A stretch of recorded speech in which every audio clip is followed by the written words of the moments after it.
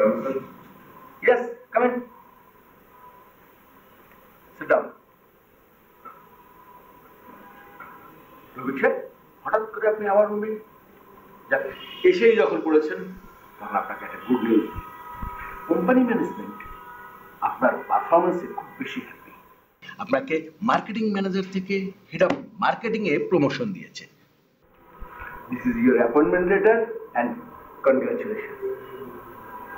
Thank you sir, কিন্তু এটা লাগবে না স্যার। লাগবে না মানে? এটা আপনি এটা নেন। কি এটা? স্যার এটা আমার রেজিগনেশন লেটার। হোয়াট? কি বলছেন? মাথা ঠিক আছে তো? আজকে প্রমোশন দিচ্ছি আর আপনি আজকে বলছেন রেজিগনেশন লেটার। Anything wrong? না স্যার, আমি কন্টিনিউ করবো না স্যার। কি কন্টিনিউ করবেন না?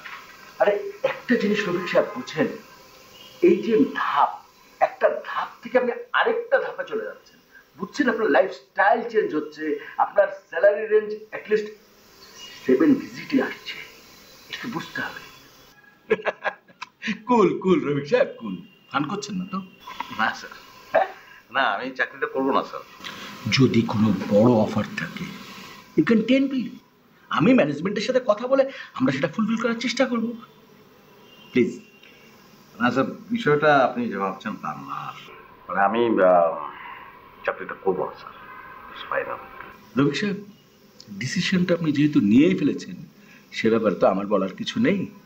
তবে একটা কথা আমি আপনাকে বলি, আমি এটা রাখলাম, আমি অফিসিয়ালি নিচ্ছি না। আপনি একটু চিন্তা করে আমাকে জানান। Sorry sir. স্যার আপনি ভালো থাকবেন। আসসালামু আলাইকুম। আসসালাম। ভালো থাকবেন।